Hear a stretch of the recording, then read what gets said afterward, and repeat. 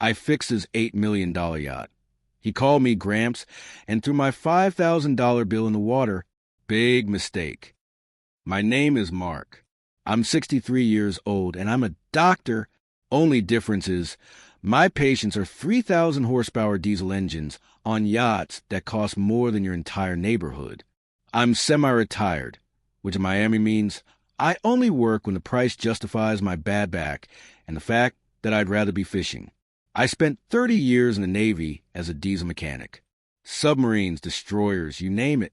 When Uncle Sam was done with me, I brought my toolbox to South Florida and discovered something beautiful. Rich people break expensive things, and they'll pay almost anything to fix them quietly, especially when their toys stop working right before they plan to impress someone. Last month, this thing pulled into our marina. Brand new, $8 million worth of Italian engineering and ego. Sleek white hull. Teak decks that probably cost more than my first house. And the kind of curves that make grown men forget their wives' birthdays. Beautiful boat. Absolutely gorgeous. Then I saw the name painted on the stern. Crypto Crash. I'm not kidding. Some genius actually named his $8 million yacht Crypto Crash. Like tempting fate was enough. He had to send it a formal invitation with champagne and caviar. The universe has a sick sense of humor, but this guy was practically begging for it. The owner showed up about an hour later. His name was Chad. Of course it was. Mid-30s, wearing flip-flops that probably cost $500, shorts that cost another $3, and one of those linen shirts that screams I made my money selling pictures of cartoon apes to people dumber than me. He had that look. You know the one. Like he just discovered fire and thinks he invented it. Chad had friends with him. I use that word loosely.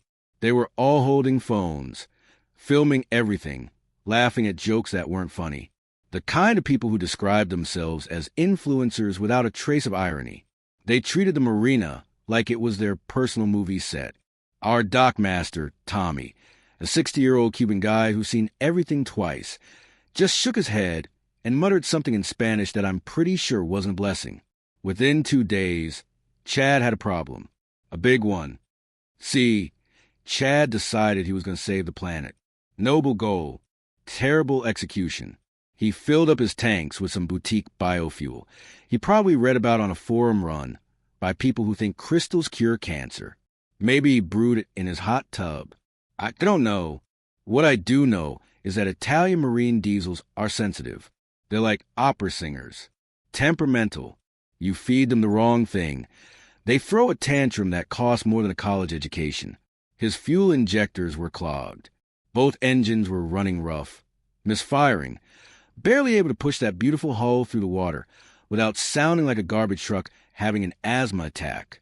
The boat, that probably did 30 knots on a good day, could barely manage 12 without shaking itself apart. Chad called me. Well, technically his captain called me. The captain was this weathered Norwegian guy named Sven, who looked at Chad the way a parent looks at a toddler holding scissors near an electrical outlet. Sven knew this was bad. He also knew I was one of maybe 3 people in South Florida who could fix it without flying a factory tech from Italy and waiting 3 weeks. I showed up the next morning with my diagnostic computer and toolbox.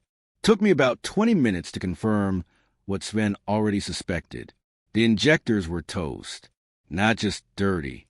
Destroyed. That biofuel had turned into something resembling maple syrup mixed with sand. Beautiful. The job was delicate.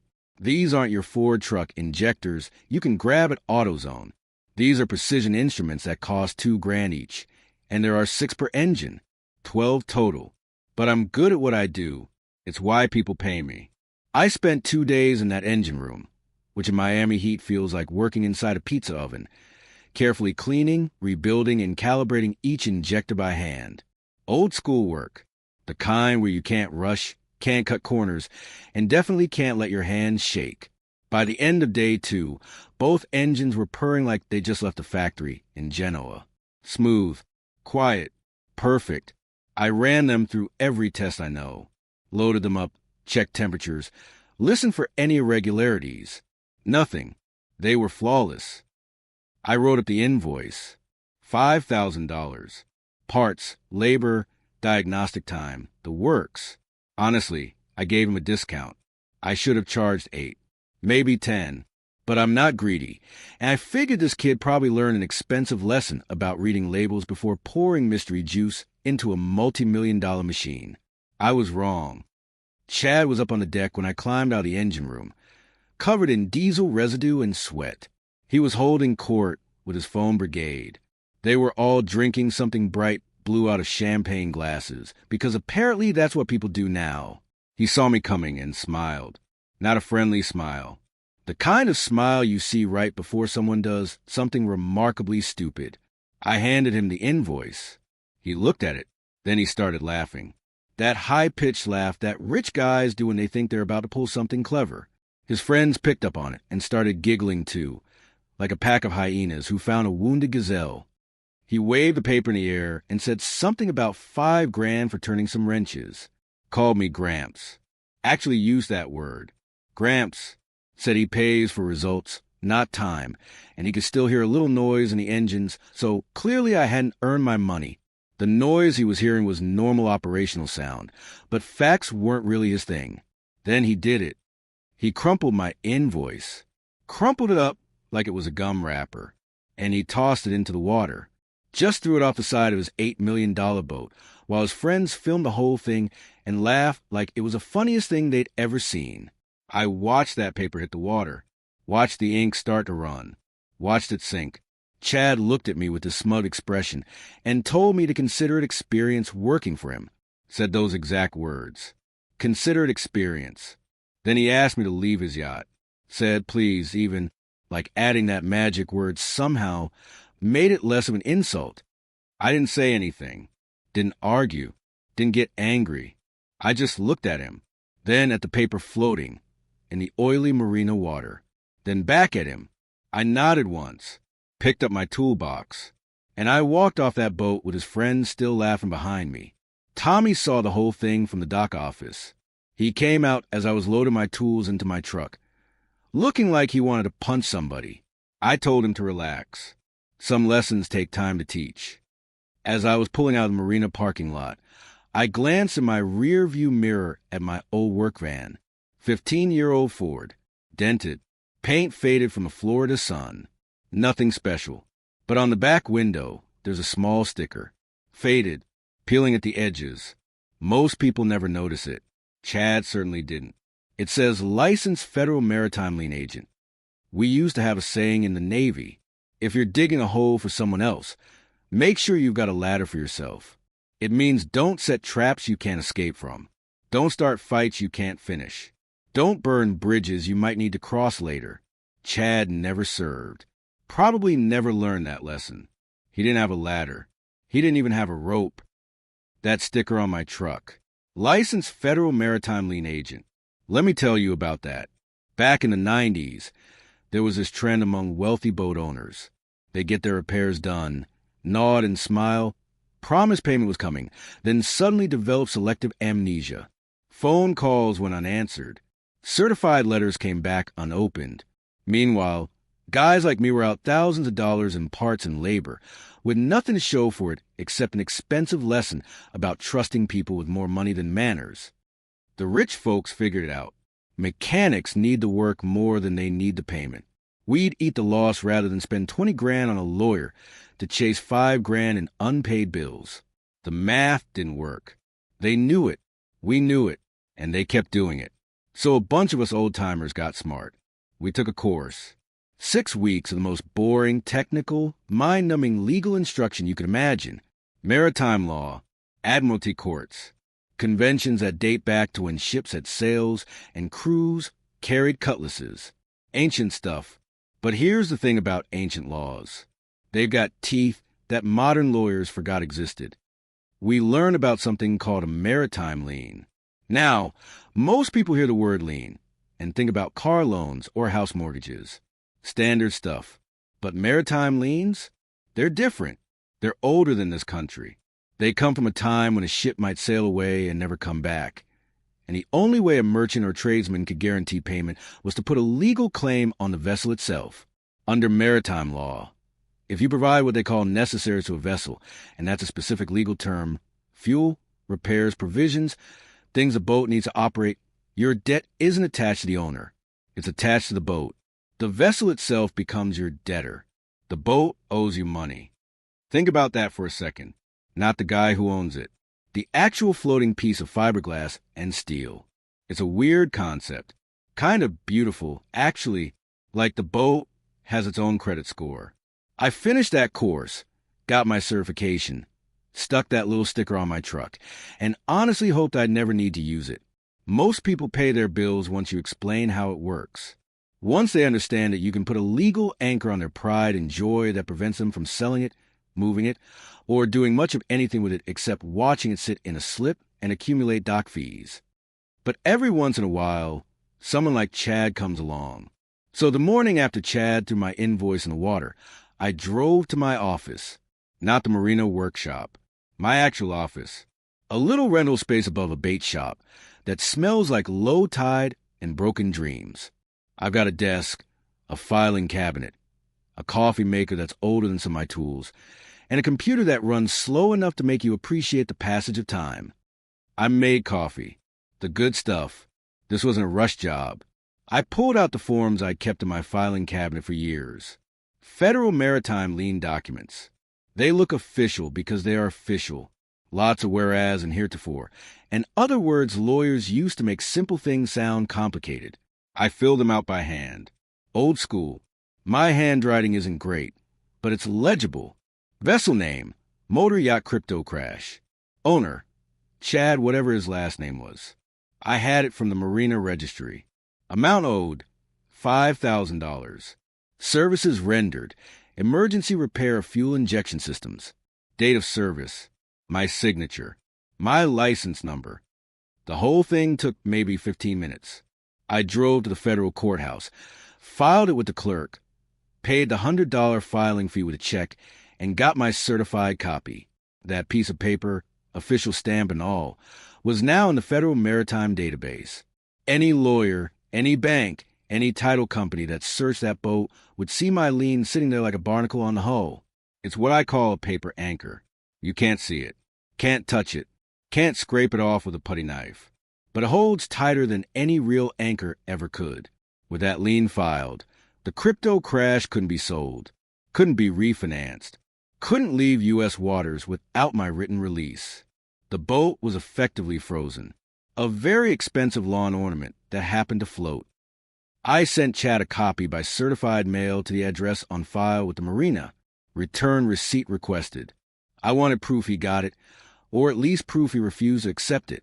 Either way worked for me. Then I went back to work. Had an old Bertram sport fisher that needed new impellers, and the owner actually paid his bills on time.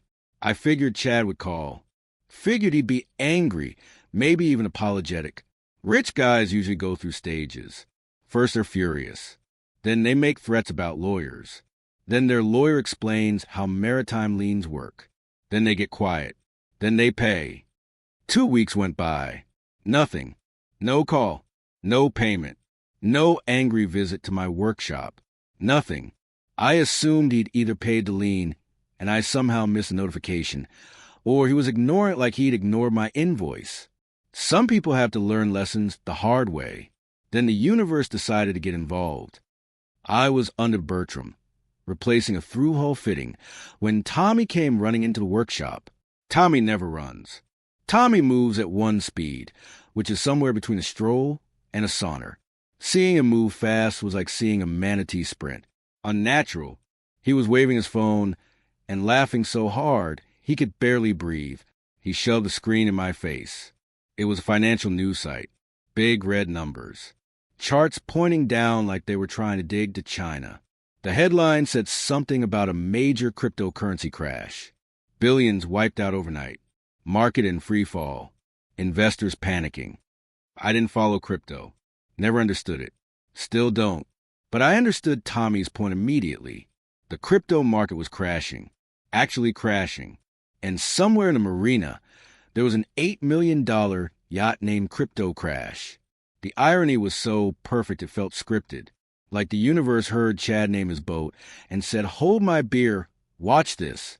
Tommy and I stood there laughing. The kind of laugh that's maybe 70% amusement, and 30% schadenfreude. That German word for taking pleasure in someone else's misfortune. It's a good word. We don't use it enough. I figured that was it. The cosmic joke had been delivered. Chad named his boat after a financial disaster, then lived through an actual financial disaster. Poetry. I went back to work on the Bertram, feeling like justice had been served in some abstract, karmic way. Then my phone rang. Area code I didn't recognize. Fancy area code, though, the kind that suggests tall buildings and expensive suits. I almost didn't answer, but curiosity got the better of me. The voice on the other end was young, male, professionally courteous in that way that lawyers learn in their first year of law school. He introduced himself with one of those law firm names that sounds like a list of deceased robber barons. 3 last names, all hyphenated, probably dead for a century. He represented a bank. The bank, as it turned out, that had financed Chad's yacht purchase. He was very polite, almost painfully polite, but I could hear something underneath the politeness. Stress, maybe panic, the kind of tone you hear from someone who just realized their day is about to get significantly worse. He told me they discovered my Maritime lien during a routine title search. $5,000 against the crypto crash. He asked if I was willing to discuss terms. That's lawyer speak for please make this problem go away. I confirmed the lien was accurate, told him the story, briefly, services rendered, payment refused, invoice thrown in the water, standard stuff. He made sympathetic noises. Told me their client, meaning Chad, had violated the terms of his loan by allowing a lien to be placed against a vessel without notification. That was apparently a big deal in the world of maritime financing. Then he told me something interesting. Chad had missed his last payment. Not just late. Missed, as in didn't pay at all. The bank was beginning foreclosure proceedings. They were going to repossess the yacht, sell it at auction, recover their losses. I let that sink in for a moment. Then I said something that probably wasn't helpful, but felt necessary.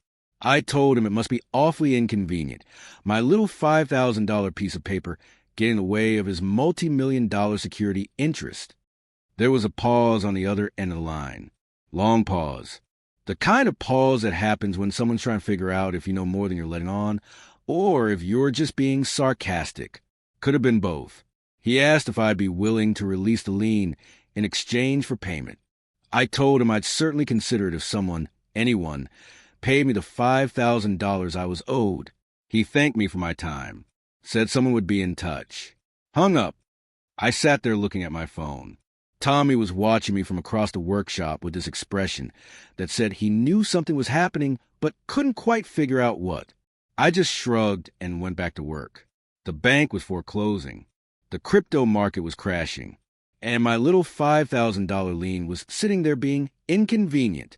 I figured someone from the bank would cut me a check in a day or two. I'd release the lien.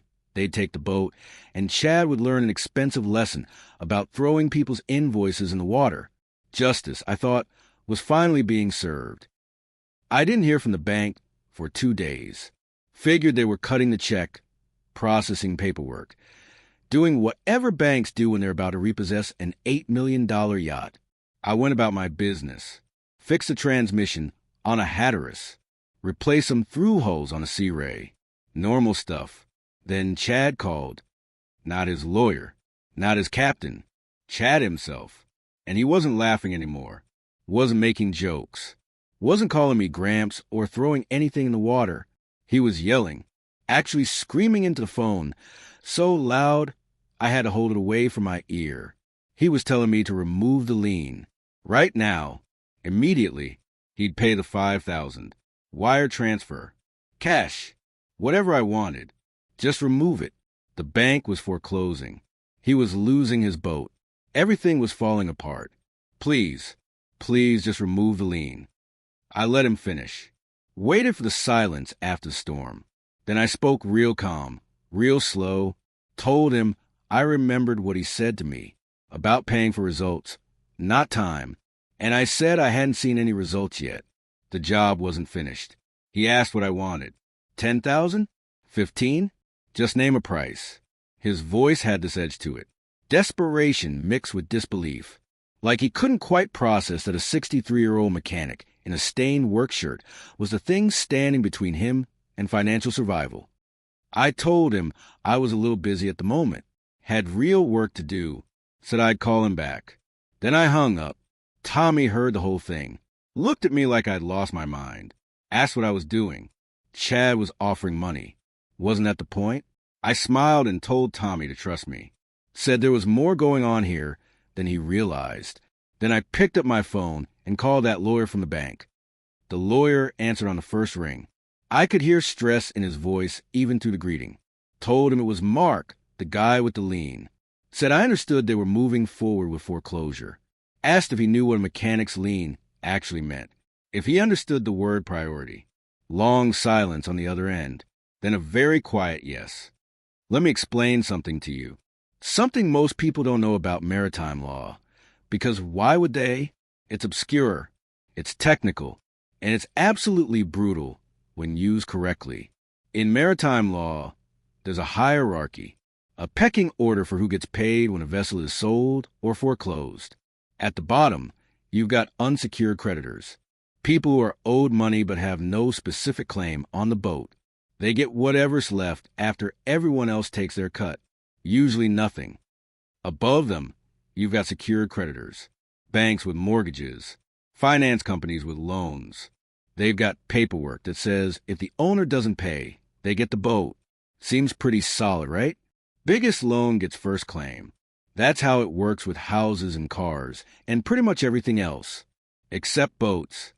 Above secured creditors, sitting right at the very top of the food chain, you've got maritime liens for necessaries, fuel, repairs, provisions, the things a vessel needs to operate.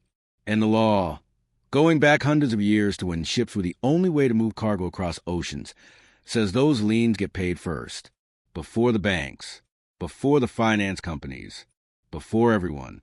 The theory is simple.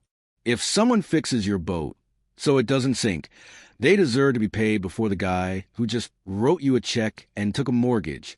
One person saved your vessel. The other just moved money around. So when that bank foreclosed on Chad's yacht and sold at auction, I would get my $5,000 first. Off the top, priority payment. Only after I was made whole would the bank get anything. And here's where it got really interesting for me and really bad for them. The crypto market was crashing. Remember? Chad's financial world was imploding. The boat he bought for $8 million? Maybe worth $6 now. Maybe $5. Depends on who's buying and how desperate the seller is. Markets in free fall do that to luxury assets. Nobody wants to catch a falling knife. The bank's loan was probably $6, maybe $7 million.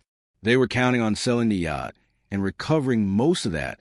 Take a small loss, write it off, move on. But my lien was sitting there at the top of the payment waterfall. My $5,000 came out before they saw a dime, which meant if the boat sold for anything less than their loan amount plus my lien, they'd take a bigger loss than expected. And if the market kept falling, if the boat ended up worth significantly less, they could lose millions, all because of my $5,000 piece of paper. I explained this to the lawyer, politely, professionally, told him I understood their situation, told him I wasn't trying to make their lives difficult. But I also told him that my lien wasn't going anywhere until someone, somewhere, made this right. Then I said something that probably wasn't very nice, but felt necessary. I suggested that maybe, just maybe, they should encourage Chad to settle our little dispute. Quickly, before the boat's value dropped any further, before their losses got worse. I could practically hear the gears turning in his lawyer brain. He got it, got all of it. He thanked me for my time and hung up. Now Chad had two problems. Me in front of him, holding the legal equivalent of a roadblock, and the bank behind him, pushing him toward that roadblock with foreclosure proceedings and payment deadlines, and lawyers who bill by the 6-minute increment. He couldn't sell the boat. My lien prevented that. Title wouldn't transfer. No buyer would touch it. He couldn't refinance or borrow against it. Same problem. He couldn't even leave U.S. waters without federal permission, which he wasn't getting with an active lien on file. He was trapped, caught in a situation entirely of his own making. There's a chess term for this. Zugzwang. It's when any move you make worsens your position, but you have to move anyway. Chad was in Maritime Zugzwang. The next morning, he showed up at my workshop, in person. No phone call warning. No appointment. Just appeared in the doorway while I was diagnosing a fuel pump issue on a Viking. He looked terrible. Not yacht party in Miami terrible. Actually terrible. Sweaty. Unshaven. Wearing yesterday's clothes. The guy who 3 weeks ago was throwing my invoice in the water while his friends filmed it now looked like he hadn't slept in days. He started talking fast. Too fast. Saying he had a buyer. $7 million.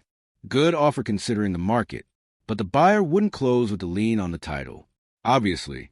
And if this deal fell through, the bank would take everything. He'd lose the yacht.